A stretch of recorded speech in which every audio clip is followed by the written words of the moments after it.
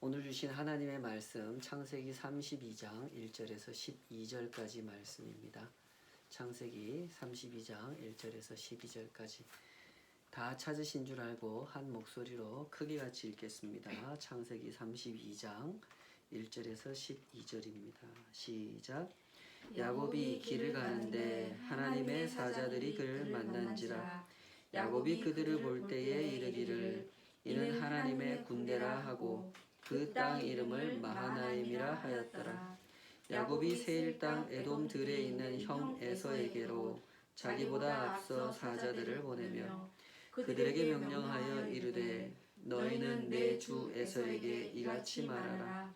주의 종 야곱이 이같이 말하기를 내가 라반과 함께 거류하며 지금까지 머물러 있었사오며 내게 소와 나귀와 양떼와 노비가 있으므로 사람을 보내어 내 주께 알리고 내 주께 은혜 받기를 원하나이다 하라 하였더니 사자들이 야곱에게 돌아와 이르되 우리가 주인의 형 에서에게 이른즉 그가 400명을 거느리고 주인을 만나려고 오더이다.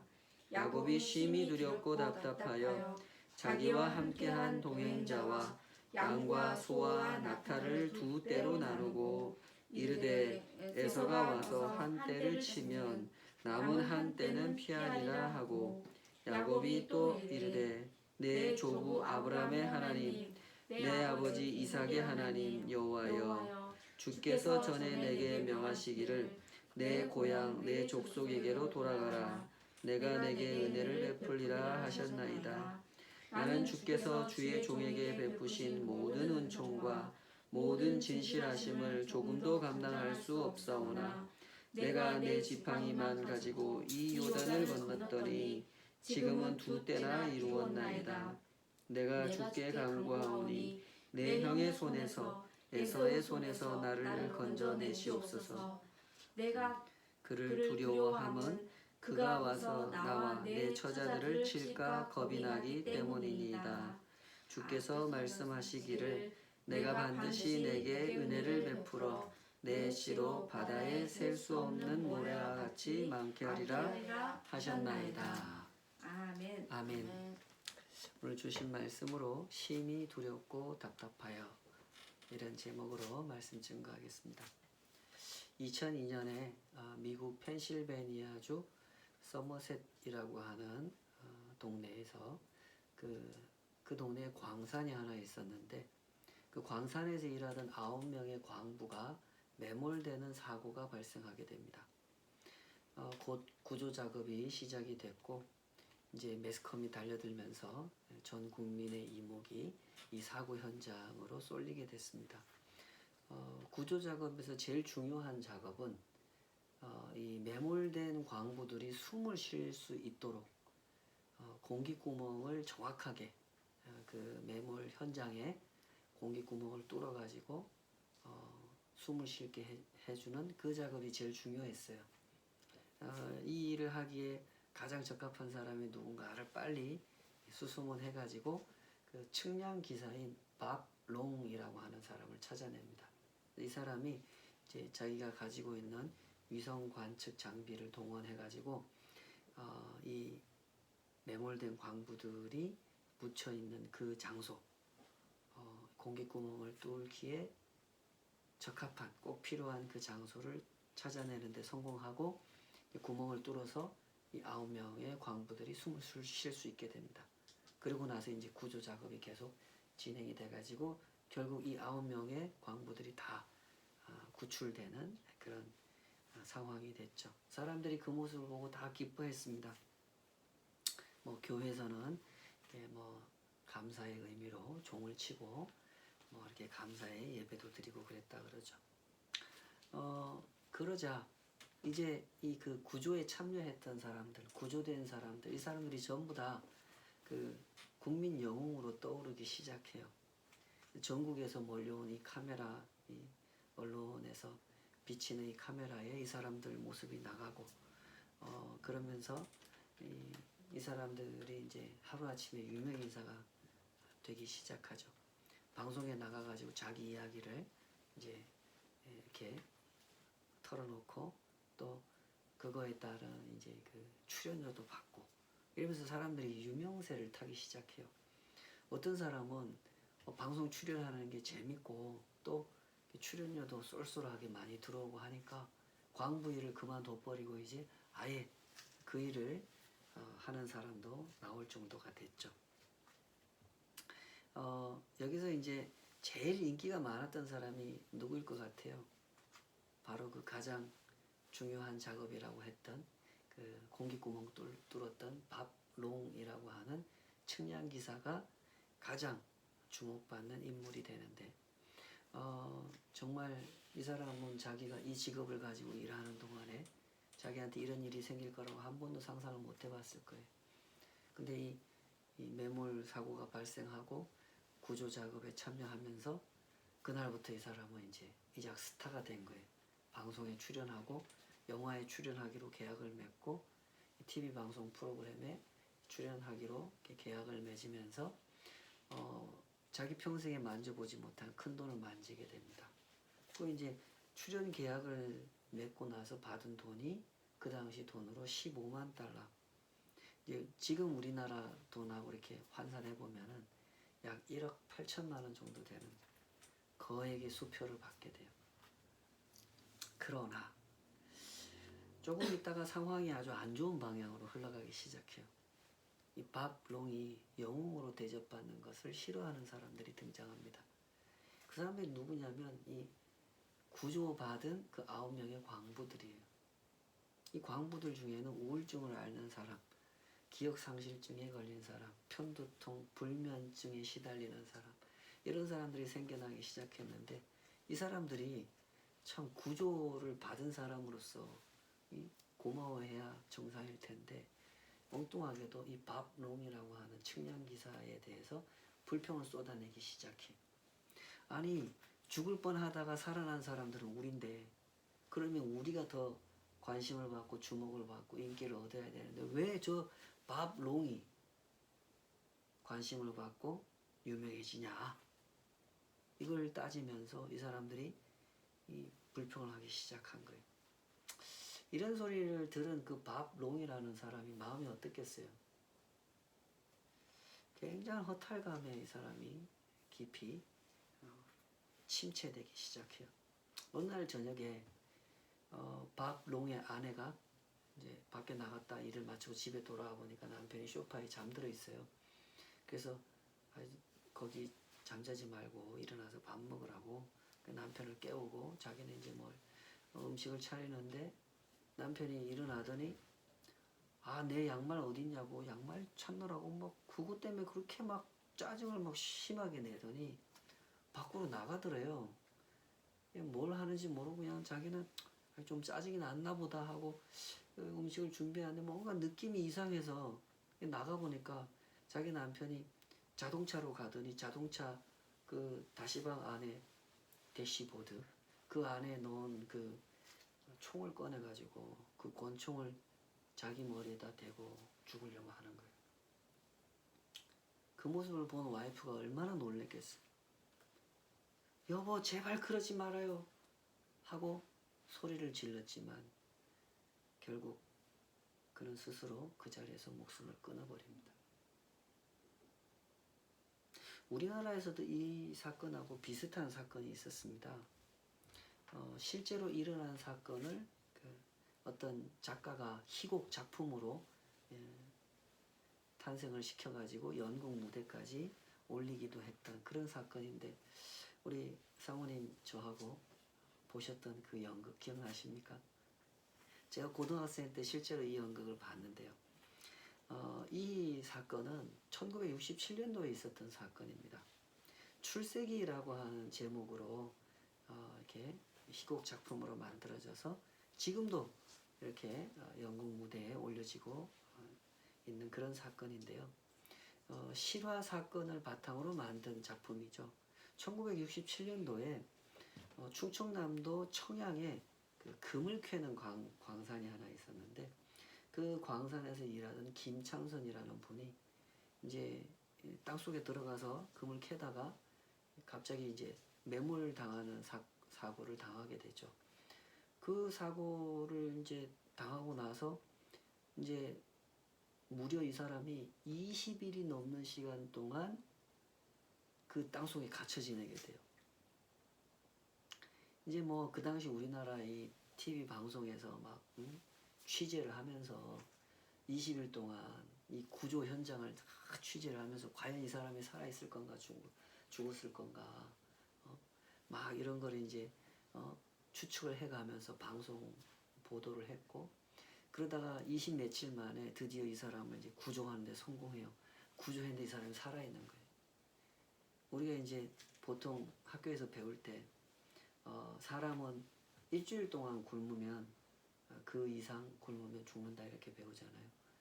개나 이런 짐승들은 한 보름까지는 굶어도 버틸 수 있다 이렇게 배우는데, 이 사람은 개도 아닌데 20일 넘게 살아남은 거예요. 그 이제 지하에 갇혀가지고 그 지하수가 흘러내려오는 거를 몸도 움직일 수 없는 그 자세로 겨우 이렇게 해가지고 그 물을 받아먹고 살았다 그러죠. 이 사람이 이렇게 구조되고 나서 일약 스타가 됩니다. 전 국민이 간절히 바라면서 저 사람 제발 살면 좋겠다. 그러니 살아나온 거예요. 그래가지고 방송에 출연하고 거기서 어떻게 지냈는지 뭐 이런 이야기를 들려주면서 이 사람이 이 대중의 관심을 받게 돼요. 그러다가 이제 방송에 출연하고 이러다 보니까 출연료도 받고 서울에 자꾸 이렇게 와서 방송에 출연해 달라는 이런 그 요청을 받으면서 이 사람이 이제 자기 직장을 그만두고 가족들이 가지 말라고 이렇게 말리는데 떠나요. 그래가지고 이제 서울 가서 정말 재밌는 서울 구경을 다 하게 되죠. 이제 방송에 나가고 출연료 비싼 거 받고 이러다 보니까 사람이 그 시골 사람이 서울에 와서 완전히 타락을 하게 됩니다. 아주 비싼 술집에도 다니고 아주 나쁜 길로 빠지면서 그동안 벌었던 돈 그냥 흥청망청 써버리죠.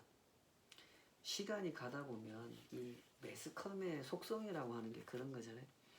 처음에 이제 이런 일이 생기면 국민들의 관심이 모이니까 이런 걸 취재에다가 막 보여주기 바쁘는데, 시간이 지나면 사람들이 잊어버려요. 그러니까 반짝하고 인기를 얻었다가 금세 잊혀져 버리게 되죠. 이 사람도 곧 그 수순을 밟게 됩니다.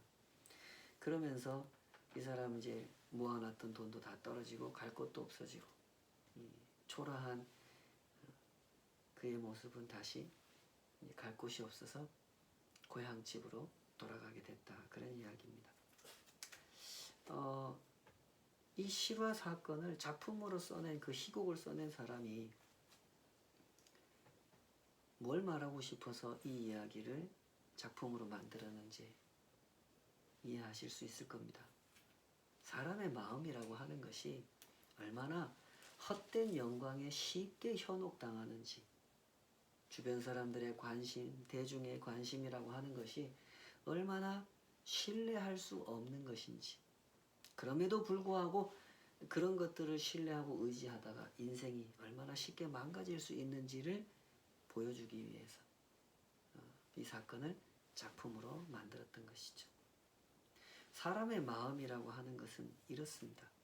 사람의 마음은 이 세상에 현혹하는 것들에 의하여 쉽게 사로잡힘을 당하는 것이 사람의 마음이에요. 명성을 얻고 싶고 성공했다는 소리를 듣고 싶고 다른 사람보다 잘났다는 인정을 받고 싶고 남들은 누려보지 못한 그런 대접을 받으면서 남들이 가져보지 못한 것을 갖고 싶어하는 사람에겐 그런 마음이 있습니다.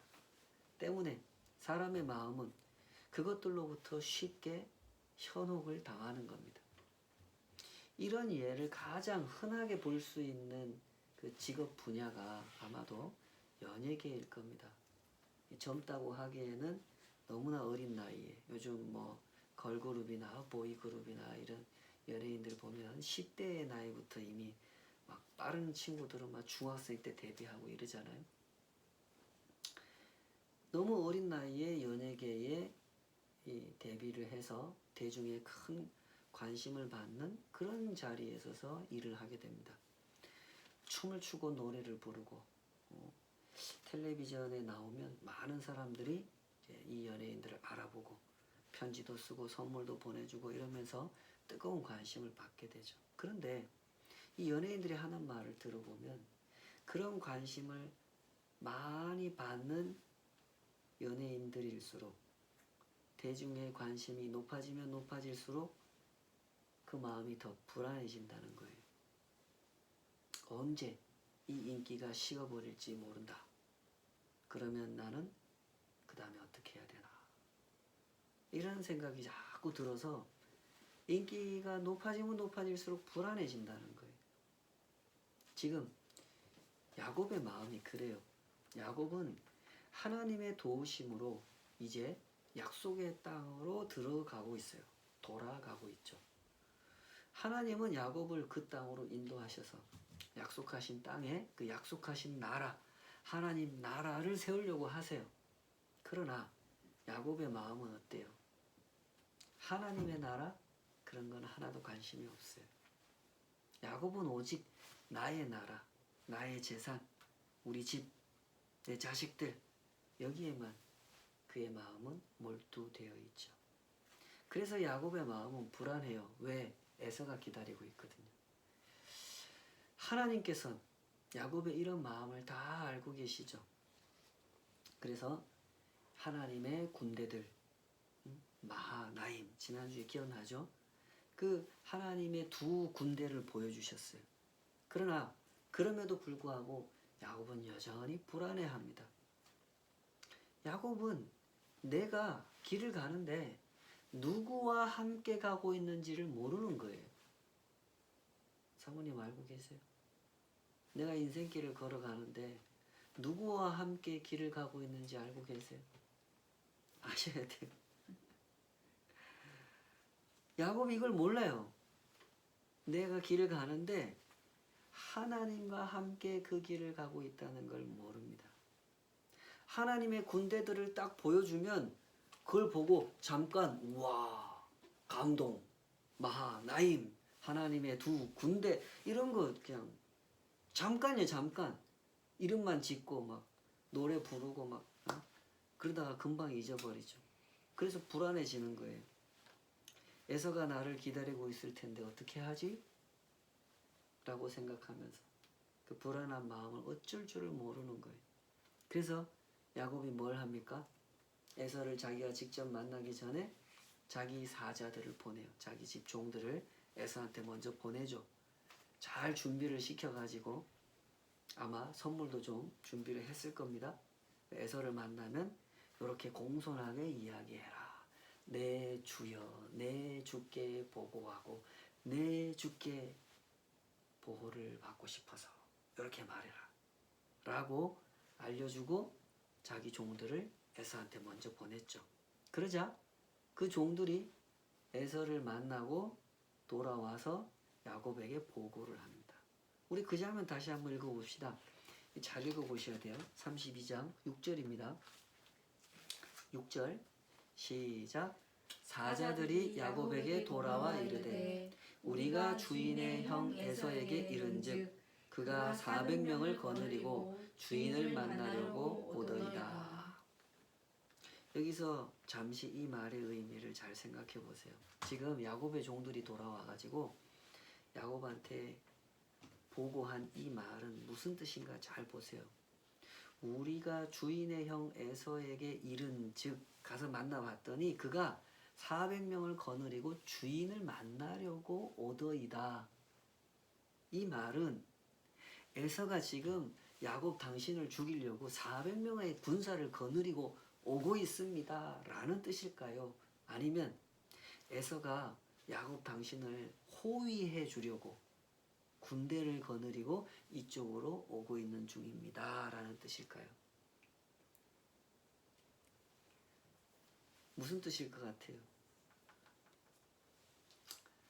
지금 이 말은 이 뜻인지 저 뜻인지 애매하게 쓰여져 있어요. 33장으로 가면 에서가 무슨 뜻으로 400명의 군사를 거느리고 야곱을 만나러 오고 있었는지 금방 확인이 돼요. 33장에 가면 이제 야곱과 에서가 만나지 않습니까? 그때 12절에 보면 이렇게 돼 있어요. 에서와 야곱이 만나는 장면 33장 12절 읽어봐요. 시작. 에서가 이르되 우리가 떠나자 내가 너와 동행하리라. 나 군사 데려왔어. 내가 너 호위해 줄게. 같이 가자. 이러는 거예요. 33장에 가서 뭐 자세히 나중에 확인해 보겠지만 보면 에서는 처음부터 야곱을 해칠 마음이 없었어요. 야곱을 보자 에서는 야곱한테 달려와서 목을 끌어안았다고 33장 4절에 보면 그렇게 기록되어 있죠.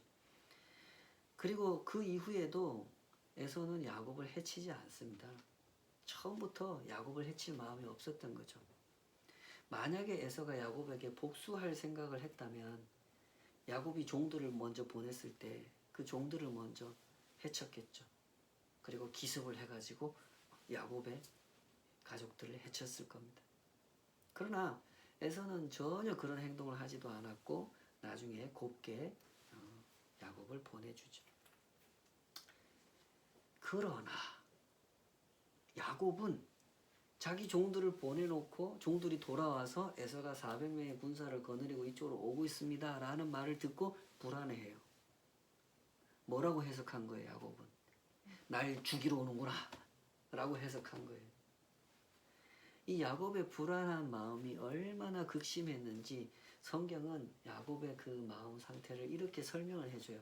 32장으로 돌아와서 7절 8절 다시 한번 읽어봅시다. 7절 8절 32장 7절 8절 시작. 야곱이 심히 두렵고 답답하여 자기와 함께한 동행자와 양과 소와 낙타를 두 떼로 나누고 이르되 에서가 와서 한 떼를 치면 남은 한 떼는 피하리라 하고. 야곱은 심히 두렵고 답답했다 이래요. 왜 그랬을까요? 성경이 우리한테 말씀하시고자 하는 아주 중요한 강조점은 바로 이 대목이에요. 야곱이 왜 이렇게 두렵고 답답해 했느냐라는 거예요. 그걸 주목하라는 거예요. 한번 대답해 보세요. 야곱은 왜 이렇게 두려워했고 왜 이렇게 답답해 했습니까? 에서는 야곱을 해칠 마음이 전혀 없는데도 에서의 군대 이야기를 들은 야곱은 왜 이렇게 불안해하고 있는 것입니까? 그 질문에 대한 대답은 이래요. 야곱이 잘하지 않았기 때문에, 성숙하지 못했기 때문에가 대답입니다. 야곱은 많은 시간을 보냈습니다. 하나님의 훈련 앞에서 많은 체험을 했고 많은 시간 동안 하나님 앞에 연단 받았어요. 그러나 야곱은 잘하지 않았어요. 하나님을 아는 지식에 있어서 잘하지 않은 거예요. 야곱은 아직도 하나님께서 자기를 부르셨다라고 하는 그 말씀을 이해하지 못하고 있어요. 야곱이 기도하는 말을 들어보면 그 다음 장면에 야곱이 바로 기도하잖아요. 그 기도하는 말을 들어보면 야곱도 하나님을 좀 아는 사람인 것 같아요. 우리 그 기도하는 그 대목 한번 읽어볼까요? 9절에서 12절인데요. 32장 9절에서 12절 시작. 야곱이 또 이르되 내 조부 아브라함의 하나님 내 아버지 이삭의 하나님 여호와여 주께서 전에 내게 명하시기를 내 고향 내 족속에게로 돌아가라. 내가 내게 은혜를 베풀리라 하셨나이다. 나는 주께서 주의 종에게 베푸신 모든 은총과 모든 진실하심을 조금도 감당할 수 없사오나 내가 내 지팡이만 가지고 이 요단을 건넜더니 지금은 두 때나 이루었나이다. 내가 주께 간구하오니 내 형의 손에서 에서의 손에서 나를 건져내시옵소서. 내가 그를 두려워함은 그가 와서 나와 내 처자들을 칠까 겁이 나기 때문이니이다. 주께서 말씀하시기를 내가 반드시 내게 은혜를 베풀어 내 씨로 바다에 셀 수 없는 모래와 같이 많게 하리라 하셨나이다. 야곱의 기도를 들어보면 어때요? 이 사람도 하나님 좀 아는 것 같아요. 아브라함의 하나님도 알고 이삭의 하나님도 아는 것처럼 보입니다.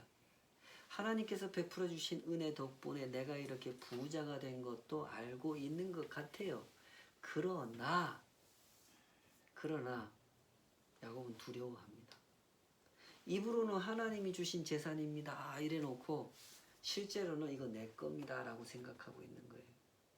때문에 조금이라도 재산을 덜 잃어버리기 위해서 자기 방법을 쓰죠. 그게 8절에서 얘기한 에서가 와서 한 떼를 치면 남은 한 떼는 피하리라 그러고 두 떼로 나눈 거예요. 이런 식으로 야곱은 자기 방법, 자기 계산, 자기 잔머리를 또 굴리기 시작하죠. 야곱의 기도는 이 야곱의 상태를 잘 보여줘요. 하나님의 두 군대를 본 사람이 에서의 작은 군대 이야기만 들었는데 두려워하고 있는 상태인 겁니다. 이게 야곱이. 성경이 왜 이런 이야기를 들려주는지 그 이유를 잘 이해하셔야 돼요. 하나님께서 저와 여러분의 삶 속에서 일하고 계신다 이 얘기를 하고자 하시는 겁니다. 믿습니까? 하나님은 우리의 삶 속에서 일하고 계시는데 다만 아주 인격적으로 일하고 계세요. 하나님께서는 우리의 마음이 얼마나 쉽게 이 세상에 현혹하는 것들에 의하여 사로잡혀 버리는지를 아주 잘 알고 계십니다.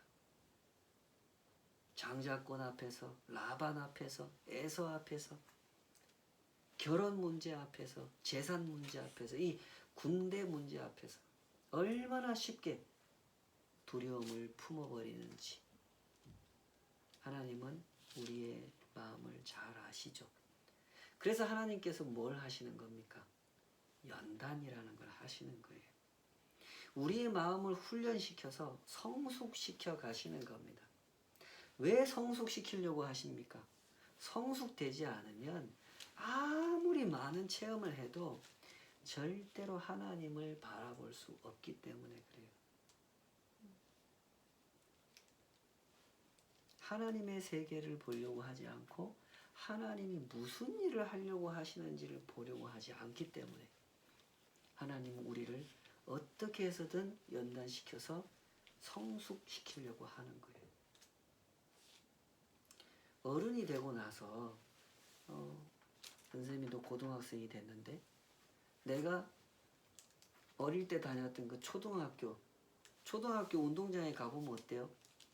가본 적 있죠? 네. 가보면 어때요? 너무 작지? 에게 내가 이렇게 조그마한 학교를 다녔나? 이런 생각이 들어요. 그때 우리는 내가 어른이 됐구나 이런 걸 느낍니다. 우리가 초등학생일 때는 분명히 아주 큰 운동장이었어요. 그 운동장에서 막 축구하면서 그 굴러가는 공을 쫓아갈 때 운동장이 진짜 넓다 이렇게 생각하면서 뛰어다녔단 말이에요. 그러나 어른이 돼서 그 똑같은 운동장에 가보면 너무너무 작다고 느끼는 거란 말이에요. 그 사이에 우리가 성장했기 때문에 그런 현상이 생기는 거죠. 하나님께서 우리를 성장시키시고 성숙시키려고 하는 이유가 바로 여기에 있어요. 성숙해야 제대로 볼 수 있거든요. 성장해야 있는 그대로를, 진실을 볼 수 있기 때문에 그래요. 무슨 진실이요? 하나님이 크시고 에서는 작다. 에서는 아무것도 아니며 진짜로 크신 분은 하나님이다. 이 진실을 볼 수 있게 되는 거예요. 그래서 하나님은 우리를 그렇게 성숙시키려고 하시는 거예요. 20대에 살인을 저질렀던 한 남자가 있었습니다. 용의자로 지목이 돼가지고 수사를 받았는데 증거 부족으로 이제 기소당하는 걸 면하게 돼요. 그냥 풀려나게 되고 일상의 삶을 살다가 한 여인을 만나서 결혼도 하고 자녀도 여러 명 낳았어요. 자기는 누군가를 죽였던 그 일에 대해서 평생 가슴에 묻고 비밀로 지키고 죽을 때까지 그렇게 살아야지 라고 생각을 했는데 이 사람이 어느 날 전도를 받고 그리스도인이 돼요. 예수님을 만나고 나면 우리 안에 어떤 변화가 생깁니까? 자꾸 복음의 빛이 내 영혼을 비춰요. 그러다 보면 양심이 민감해져요.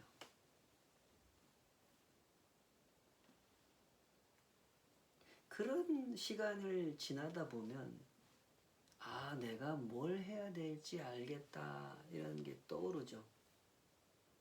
이 남자도 하나님의 그 뜻을 이해하고 경찰서로 찾아갑니다. 자수를 하죠. 그리고 종신형을 선고받고 죄수의 그 수인의 신분이 돼서 살아가게 됩니다. 이미 결혼했고 자녀들도 있는데 더 이상 감옥에 갇혀 사느라고 이 사람은 자녀들을 돌볼 수도 없고 아내를 돌볼 수도 없는 그런 상황이 됐죠. 그러나 그렇게 된 사람이 이런 고백을 해요. 그 사람의 고백을 제가 그대로 한번 읽어보겠습니다. 주님은 약속에 신실하셔서 저를 붙들어주고 계십니다. 진실을 털어놓고 나니 법적으로는 죄수의 신분이지만 난생 처음으로 하나님 앞에서 진정한 자유를 누리고 있다고 느낍니다. 무겁게 짓눌렸던 짐이 벗겨져 나간 기분은 이루 형용할 수가 없습니다. 이제 주님은 불순종하던 자기 자녀를 사랑의 품 안에 품어주고 계십니다. 약속하셨던 대로 저를 지옥의 나락에 떨어지도록 두지 않으셨습니다. 이전에는 한 번도 경험해보지 못한 놀라운 평안이 저의 영혼을 둘러싸고 있습니다. 이제 2급 살인죄로 수감되어 경비가 엄중한 감옥에 갇혀 있지만 지난 그 어느 때보다도 저의 영혼은 더 자유롭고 평화롭습니다.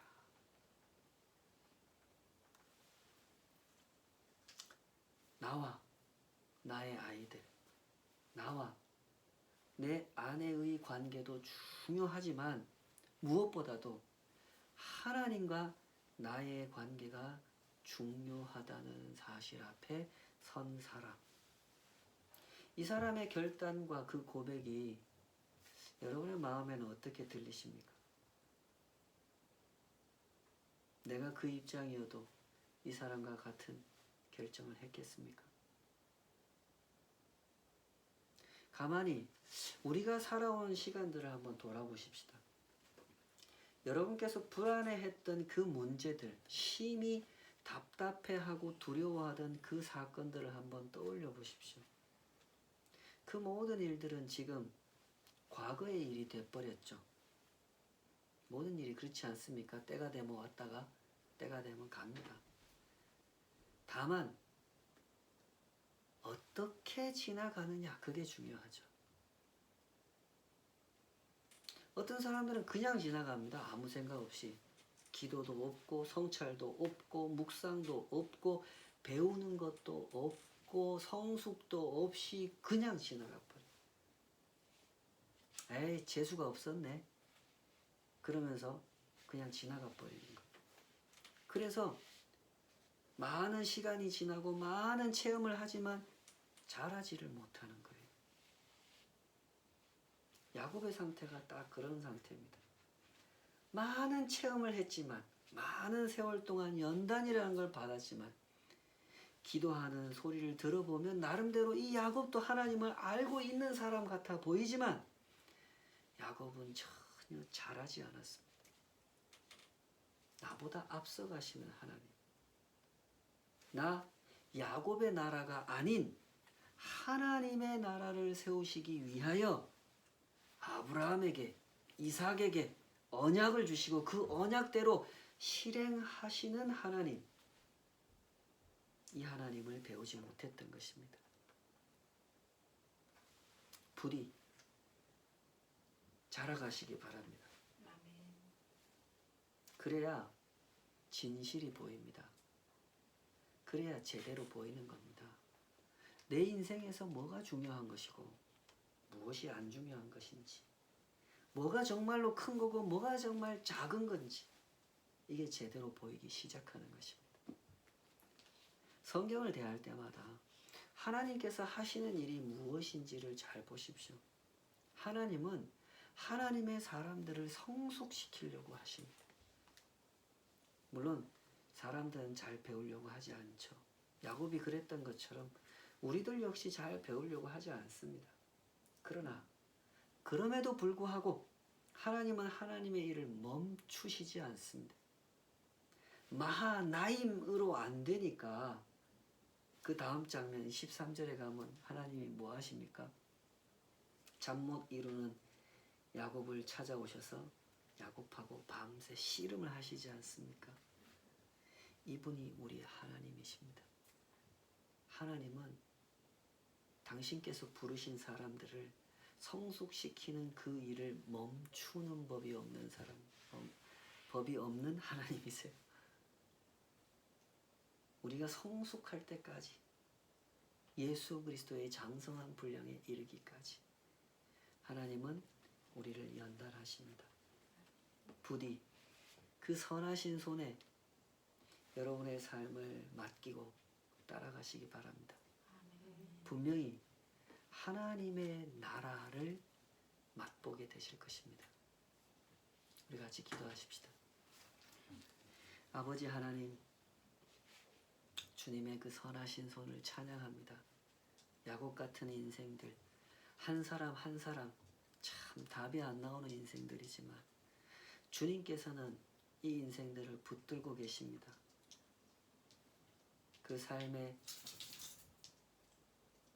앞서가시고 뒤를 돌보시며 옆에서 걸으시고 한 걸음 한 걸음 그와 보조를 맞추어 동행하시면서 그를 연단하시고 그를 빚어가시며 그를 자라게 하십니다. 성숙하지 않으면 결코 진실을 볼 수 없기 때문에 제대로 인생이 무엇인지 그 인생의 진정한 가치가 어디에 있는지 알 수가 없기 때문에 하나님은 우리를 성숙시키려 하십니다.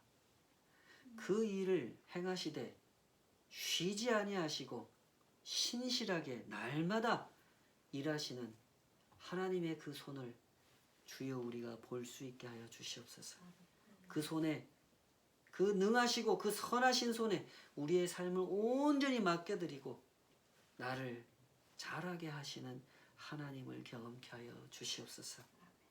우리의 눈을 고쳐주시고 마음을 고쳐주시고 그 삐딱한 욕심이 얼마나 내 인생을 초라하게 쫀쫀하게 비겁하게 야곱같이 만들어가는지를 깨닫게 하여 주시옵소서.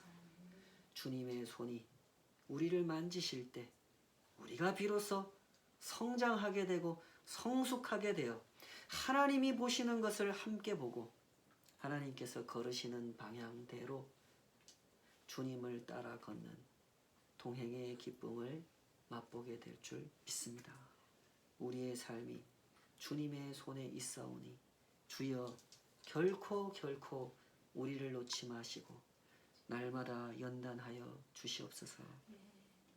이제는 우리 주 예수 그리스도의 은혜와 아버지 하나님의 그 크고 높으신 그 변함없으신 사랑하심과 성령 하나님의 내주하심과 빛을 비추심과 그 양심을 깨우시는 그 선하신 역사가 주와 함께 동행하며 그 손에 의하여 날마다 자라기를 사모하는 모든 주의 백성들 삶 위에 이제로부터 영원까지 함께 하시기를 간절히 축원하옵나이다.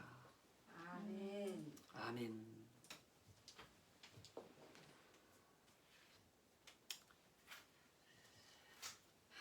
한 주간도 승리하십시오. 파이팅입니다.